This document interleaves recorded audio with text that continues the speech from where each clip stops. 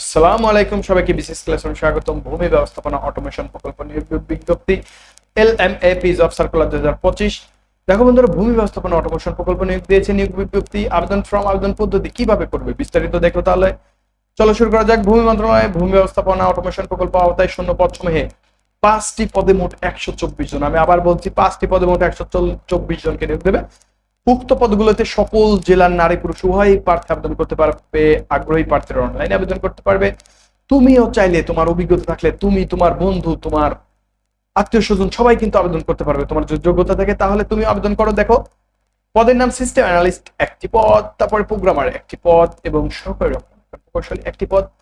প্রশাসনিক কর্মকর্তা বন্ধু দেখো একটি পদ রয়েছে। কম্পিউটার অপারেটর দেখো উপজেলা, সার্কেল, মেট্রো, ভূমি অফিস 120টি পদ বন্ধু। 120টি পদ কিন্তু রয়েছে কম্পিউটার অপারেটরে এবং আবেদন প্রক্রিয়া অনলাইন। http://lmap.teletalk.com ভিডিও ওয়েবসাইটে গিয়ে আবেদন করতে পারবে। আবেদনের শুরুর সময় 11 সেপ্টেম্বর 2025 তারিখ সকাল 10টা। আবেদনের শেষ সময় 5 অক্টোবর 2025 তারিখ বিকেল 5টা পর্যন্ত। এবং এই আবেদন লিঙ্কটি তোমার ডেসক্রিপশন বক্সে পেয়ে যাবে।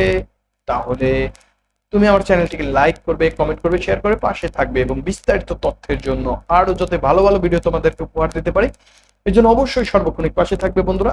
ধন্যবাদ।